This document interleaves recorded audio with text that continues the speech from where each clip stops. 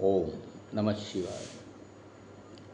हमें सत्य को समझना होगा और सत्य को समझने के लिए समय के पार जाना होगा।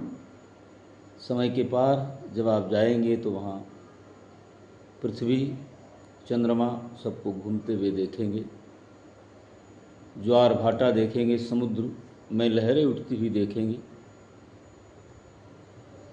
और हवा चलती हुई देखेंगे, अग्नि को देखेंगे, आकाश को देखेंगे और उस पर जाएंगे। तमाम ग्रह हैं, निहारिकाएं हैं, वहाँ पर समय थम जाता है, वहाँ सत्य होता है और उस सारे इस ब्रह्मांड को चलाने वाली कोई अदृश्य शक्ति है, उसका भी आभास होता है। ये क्यों हो रहा है? फिर आप इस धरती पर देखेंगे कि विकास का क्रम प्रारंभ हुआ। मनुष्य बहुत ही पिछड़ा था, कोई संसाधन नहीं थे, झोपड़ियों में रहता था, ज़्यादा से ज़्यादा मिट्टी के मकान बना लेता था, पैदल चलता था, फिर बैलगाड़ी बना लिया। धीरे धीरे उसके दिमाग का विकास होता चला गया और नगर समूह बने। फिर जो ताकतवर विचारवान लोग थे, अपने विचारों के समर्थकों का एक समूह बना लिया, उसके नियम बना लिए, उनको अपना धर्म कह दिया। ऐसा केवल भारत में नहीं है, अन्य देश सब जान पाए हैं, अब तो सारी दुनिया में है। अलग अलग ग्रुप में, समूहों में लोग रहते थे, कबीले के रूप में रहते थे और जैसे जैसे उनका दिमाग विकसित होता हुआ चला गया, राज्य, राष्ट्र और समूचा विश्व जो आज विज्ञान की चमक दमक से विकसित होता हुआ चला जा रहा है, तो इसने एजुकेशन भी दिया है, शिक्षा भी दी है और एक दूसरे को जोड़ा भी है। जंगली से इंसान बनाया है, इंसान से समझदार देवता बनाया है। इस धरती पर अच्छे लोग भी हैं जो लोगों को सत्य से जोड़ना चाहते हैं, ईमानदारी, कर्तव्य निष्ठा से जोड़ना चाहते हैं। अब कोर्ट में लिखा होता है सत्यमेव जयते, जहाँ भी ऑफिस में जाइए, क्या विचार कीजिए कि सत्यमेव जयते, इसके सत्य के रास्ते पर आप चलते हैं? लेकिन जयते तो जरूर है सत्य। अब जय करने के लिए एक प्रक्रिया को फॉलो करना पड़ता है भगवान को। श्री कृष्ण भगवान के सामने या किसी भी ईश्वर के सामने यहाँ पर जैसे ज्वार भाटा समुद्र में उठते हैं और सूरज में आग की लहरें उठती हैं, ऐसे ही धरती पर ये जन्म और मृत्यु है। यहाँ पर जन्म और मृत्यु कोई मायने नहीं रखता, सत्य मायने रखता है। श्री कृष्ण भगवान के सामने सत्य था।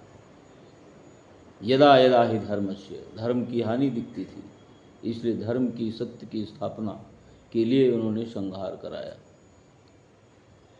तो ये सब कितने धर्म संप्रदाय बन गए, ये एक तरह के एक दूसरे को शिक्षा देने के लिए हैं, विकास के लिए बने, लेकिन अपने को मान लिया कि यही सत्य है।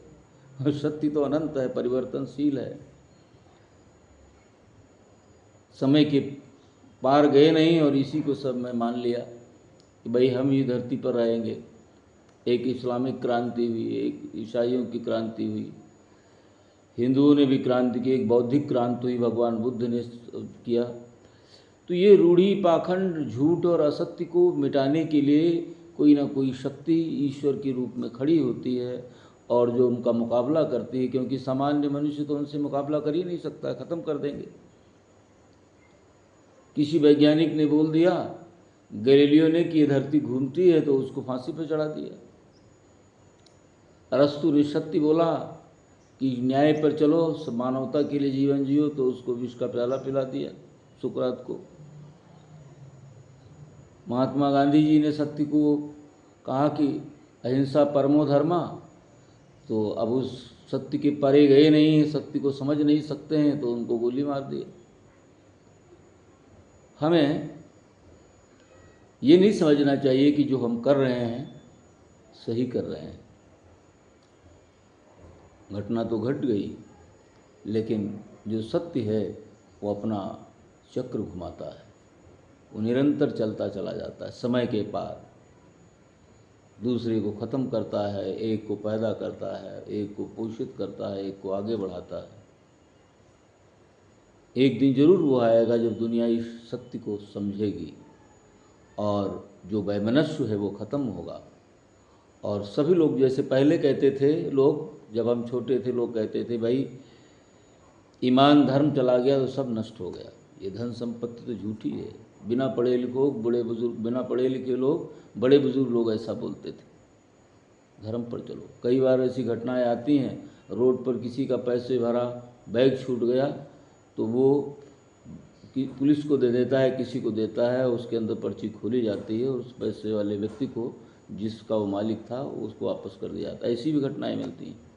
मेरठ में एक रोडवेज बस अड्डे पर ऐसी घटना सुनने को मिली थी। तो ऐसे लोग भी इस धरती पर हैं जो पैसे को महत्व नहीं देते हैं, ईमान और धर्म को महत्व देते हैं, सच्चाई को महत्व देते हैं, सेवा को महत्व देते हैं, दूसरों को दुख ना दें इसको महत्व देते हैं। बहुत सारे वेद और शास्त्र पुराण व्यास जी ने लिख दिया और अंत में यही लिखा, परोपकाराय पुण्याय पापाय परपीडनम। तो ये 2 सूत्र हैं। क्या इस 2 सूत्र को हम मानते हैं?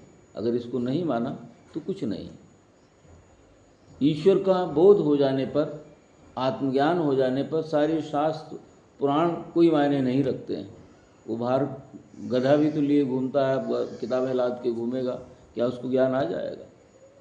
कबीरदास जी ने कहा, पोथी पढ़ जुगमुआ पंडित होया ना पोए, 2.5 अक्षर प्रेम का पढ़े सो पंडित हो। जो आत्मज्ञान होने पर कण कण में ईश्वर का वास वो देखता है और सबको प्रेम करता है और देखता है कि वो अनंत परमात्मा समय के पार बैठा हुआ और जगत में व्याप्त होकर सारे संसार को चला रहा है। जो लोग उसको समझते हैं और उसके अनुसार जीवन जीते हैं, वो अपने पापों को भी काट सकते हैं और अपने जीवन को सहजता से जी सकते हैं और दूसरों के लिए प्रेरणा स्रोत बनकर ईश्वर के जगत में समा जाते हैं। बस यही तो सच्चाई है। इस पर लोगों को चलना पड़ेगा कभी ना कभी। इसीलिए ये हमने वीडियो बनाया है कि सत्य को समझने के लिए हमें समय के पार जाना होगा और तमाम झंझावाताओं से निकलना होगा। अभी कर रहे हैं, करते रहिए, लेकिन वो तो सब कुछ देखता है। ओम नमः शिवाय।